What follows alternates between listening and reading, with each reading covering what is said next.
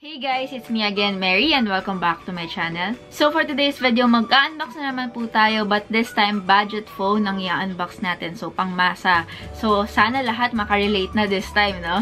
So, yung Realme company, guys, kinontak nila ako, and ang sabi nga nila, gusto nila akong padalhan ng kanilang bagong Realme C1. So, ayan, of course, I said yes, and I want to introduce this budget phone sa mga viewers ko sa inyo. But although Realme sent me this phone, I will be very honest with this review, so hindi po ito sponsored. If you guys are not familiar with Realme, yung Realme po is a sister company of Oppo that aims to compete with other brands such as Xiaomi. Ito yung mga phones, guys, na merong powerful features pero binibenta nila sa murang halaga lang. By the way, guys, yung retail price po netong Realme C1 is only 5,990 and it will be available in Lazada on December 5, 12 noon. And on December 5, guys, exclusive may sale po sila in Lazada for only 5,490.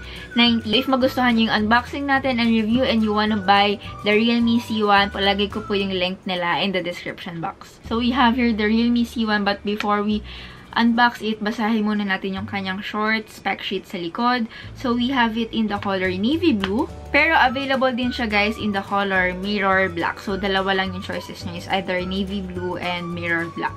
So, it has 2GB RAM and 16GB internal storage. And what else?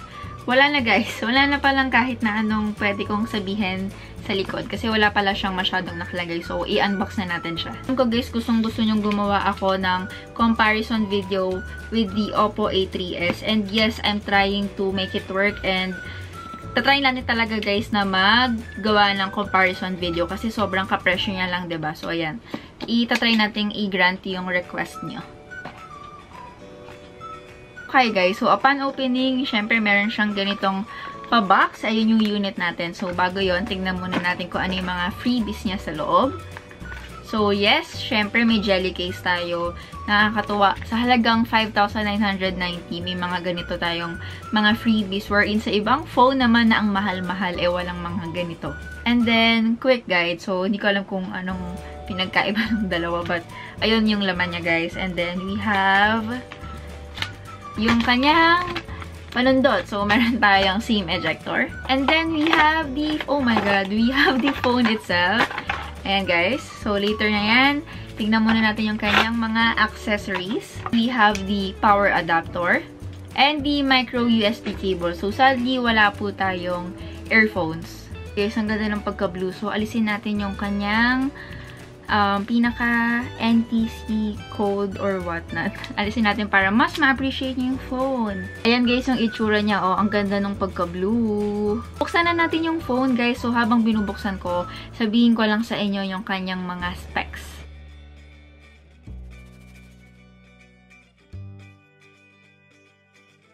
The Realme C1 has 4,230 mAh mega battery.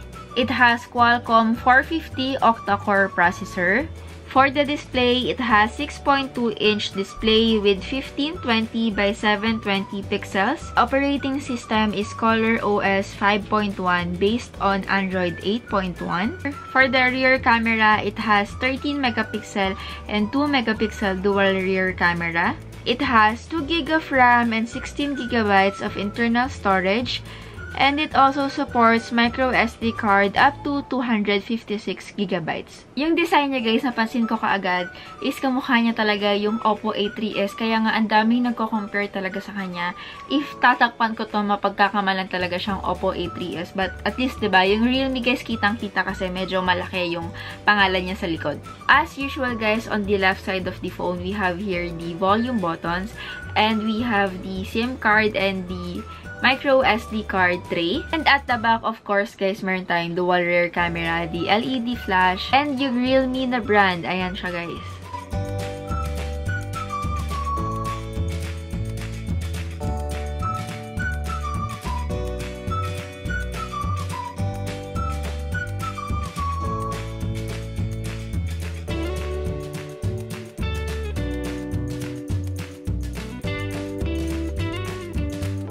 And napansin ko lang talaga, guys, is although mura lang siya na 5,990 lang yung kanyang retail price, hindi halatang mumurahin yung cellphone. Like, guys, walang halong biro, walang halong keme. Pag hawak ko pa lang, hindi siya yung super budget phone tignan. And for the touch, guys, walang kahit na anong lag, wala akong kahit na anong problema. Okay, guys, i-testing naman natin yung kanyang front and rear camera. Alam niyo, guys, ang dami nagtatanong, bakit lagi yung camera yung tinetesting natin? Bakit hindi yung games? Alam niyo, guys, kasi diba, kapag bumibili tayo ng cellphone sa mga physical stores, ang lagi natin talagang tinitignan at tinetesting is yung camera. Lalo na, for example, pumasok ako sa Apple Store or sa Power Mac, and then humawak ako ng isang iPhone, guys. Camera agad yung tinitingnan natin. Nagsiselfie tayo, nagpipicture-picture tayo. Hindi naman tayo totally agad-agad pumupunta sa games, sa iba pa man. Unless ikaw talaga yung tipo ng tao na mag-gaming, yun talaga yung una mong tinitignan. Merong mga cellphone, guys, sa mga stores na wala namang talagang naka-install na games. Kaya camera talaga agad yung tinitignan nila. At ako, camera talaga agad ang tinetesting ko. Hindi pala, guys, bago natin tignan yung kanyang camera, let's see if mabilis yung kanyang Face ID recognition. Ayan, guys, open agad. So, isa pa, itry pa natin. Ayan, na-open siya agad. Huwag na kayo maghanap, guys, ng mga fingerprint pa at kung ano pa man. Hello, guys, budget phone lang to. Actually, magpasalamat pa nga tayo kasi meron tayong Face ID unlock. So, let's go na sa camera, guys. Ang una nating itry is, of course, yung front camera. And then, itry naman natin yung kanyang rear camera. Ayan, nagamit ko yung beauty face, guys. And sobrang burado ng mukha ko. Tignan nyo. Okay naman siya, guys, so far. So, ano pa bang meron? Pwede rin pala siyang lagyan ng filter. Ayan, guys, meron siyang matcha, autumn, lime, puff. Of course, meron rin tayong timer, guys, sa taas. And then, pwede nating palitan yung size. May square, may full screen. Ayan, ganyan, guys. Hanggang doon sa ibabaw sa may notch yung camera. So, ibalik natin sa standard. And then, it also has a portrait mode, guys, since dual camera siya. So, itry natin yung portrait mode kung okay ba. Wala akong mahanap. So, eto na lang cutter, guys. Itry natin kung okay ba yung kanyang portrait mode. It's not as sharp compared to the other phones. But, yes, blurry yung background niya, guys. Na-achieve naman kahit papano. Ayan siya, guys. I'll be showing the photos na lang later on.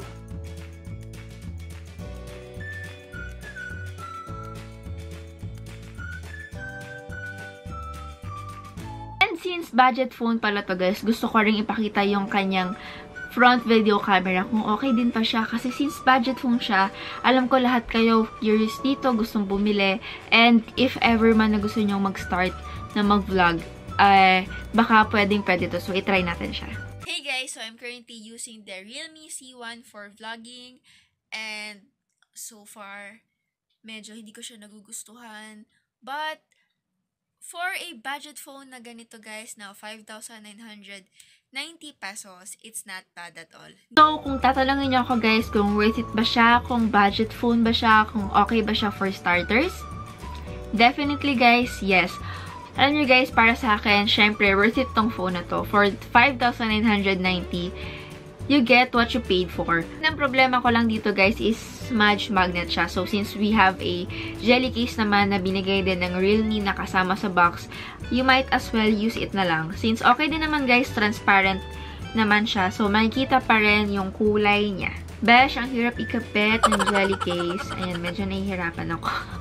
Baka magasgasan. Sayang. But, tabi muna natin siya, guys. Later on ko na lang lalagyan pag napunasan ko na siya. The camera is decent naman. While watching YouTube videos, okay rin naman siya, guys. The Face ID is really responsive. And yung notch design niya, guys, it makes it look more of a mid-range phone more than a budget phone. Kasi, guys, kapag nakakakita ako ng mga taong may cellphone na either Oppo, Vivo, or kahit ano pang phone yan, guys, na may notch design, ang una ko talagang impression is, wow, may notch, social. Ganun talaga agad, guys, yung napapaisip ko. So, ayun, guys, nakakasosyal yung kanyang notch. So, that's it for today's video, guys. Sana nag-enjoy kayo at sana nasagot ko na yung mga nagsasabi na, Ate Mary, mag-unbox ka naman ng budget phone, Ate Mary, kasi ang mamahal daw ng ina-unbox ko. So, ayun na, guys, finally, nakapag-unbox na tayo. And, if I were you, kung nagdadalawang isip ka, i-grab nyo na guys yung opportunity na nakasale sila on December 5, 12 noon, so less 500 pesos. So, besh, go na, pang Christmas gift ng parents nyo. Ayan. Thank you guys for watching. Kung hindi ka pa nakasubscribe, mag-subscribe ka na. Don't forget to give this video a thumbs up, and bye everyone!